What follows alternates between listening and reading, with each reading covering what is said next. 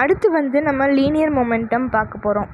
Linear momentum வந்து என்னன்னு பார்க்கலாமா? The product of mass and velocity of a moving body gives the magnitude of linear momentum. It acts in the direction of the velocity of the object. அதாவது linear மொமெண்டம்னா ரொம்பலாம் பெருசாக எதுவும் இல்லை, ஒரு சின்ன ஃபார்முலா தான். Mass and velocity of a moving body, ஒரு மூவிங் பாடியோட மாஸ் அண்ட் வெலாசிட்டி தான் வந்து மேக்னிடியூட் ஆஃப் லீனியர் மொமெண்டம் தருது.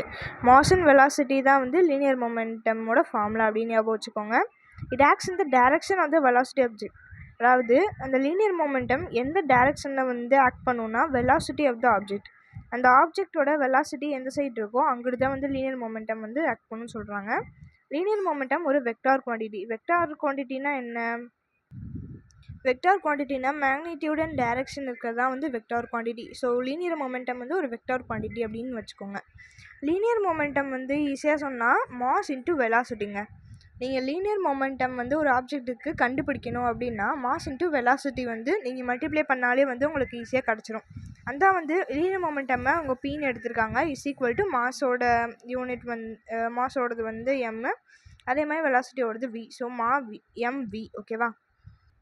எக்ஸாம்பிளுக்கு இதை பாருங்கள். Linear momentum is equal to mass into velocity, P is equal to M into V. ஓகேவா?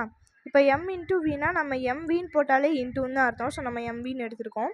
அதே மாதிரி மாஸுக்கு வந்து நம்ம கேஜின்னு எடுத்திருக்கோம். அதே மாதிரி வெலாசிட்டிக்கு மீட்டர் பர் செகண்டுன்னு எடுத்திருக்கோம்னு வச்சுக்கோங்களேன். இப்போ ரெண்டையுமே மல்டிப்ளை பண்ணால் kilogram mass into KG MS power -1 இதாங்க. ஓகேவா? ரொம்பவே ஈஸி. நீங்கள் எஸ்ஐ யூனிட்டில் பார்த்தீங்கன்னா யூனிட் ஆஃப் மொமெண்டம் வந்து எஸ்ஐ யூனிட்டில் வந்து கேஜி எம்எஸ் பவர் -1. ஓகேவா? அதே மாதிரி நீங்கள் சிஜிஎஸ் சிஸ்டமில் படி பார்த்தீங்கன்னா யூனிட் வந்து ஜிசிஎம் எஸ் பவர் -1.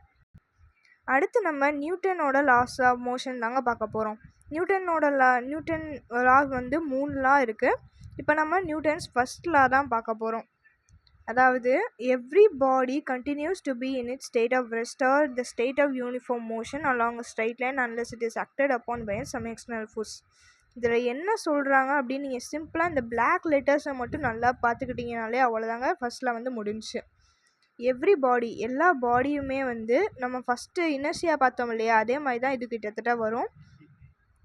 ஒரு பாடி இப்போ ரெஸ்ட்டில் இருக்குன்னா ரெஸ்ட்லேயே தான் கண்டினியூவாக இருக்கும். இல்லாட்டி யூனிஃபார்ம் மோஷன், அதாவது மோஷனில் இருக்குன்னா அது கண்டினியூஸாக மோஷன்லேயே தாங்க இருக்கும். அலாங்க ஸ்ட்ரைட் லைன், ஒரு வந்து ஸ்ட்ரைட்டான ஒரு லைனில் வந்து அது போய்கிட்டு இருக்கும். ரெஸ்ட்டில் இருந்தால் அது நகர வேண்டிய அவசியம் இல்லை. ஸோ ஒரே இடத்துல தான் இருக்கும். மோஷனில் இருந்தால் ஒரே டைரெக்ஷனில் தான் போய்கிட்டே இருக்கும், ஒரே லைனில் தான் போய்கிட்டே இருக்கும். அது மாற்றி மாற்றி போனால் அது வந்து மோஷன் கிடையாது, யூனிஃபார்ம் மோஷன்லேயே தான் போய்கிட்டு இருக்கும், வேறு எங்கிட்ட டைரெக்ஷன் மாறாது. Unless it is acted upon by some external force. இதை நீங்கள் கவனிக்கணும். அது வந்து எக்ஸ்டர்னல் ஃபோர்ஸ், அதாவது அது இருக்கிற ஃபோர்ஸை வச்சே தான் வந்து மூவ் ஆகிக்கிட்டே இருக்கும். இல்லாட்டி ரெஸ்ட்டில் ஃபோர்ஸே இல்லாமல் இருக்கும்.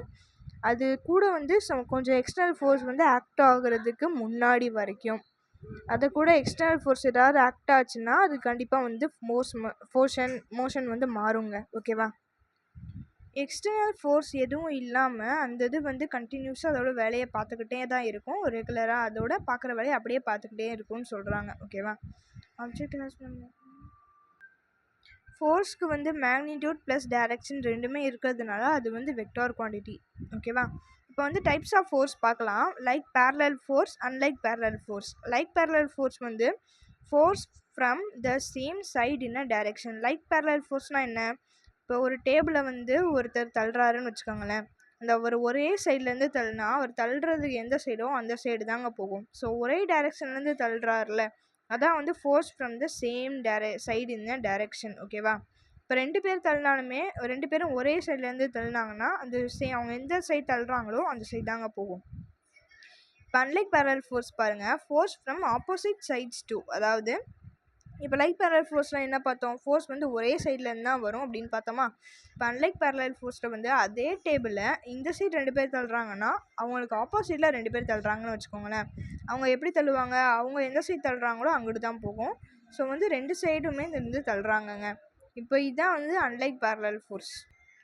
அடுத்து வந்து நம்ம ரிசல்டன்ட் ஃபோர்ஸ் தாங்க பார்க்க போகிறோம்.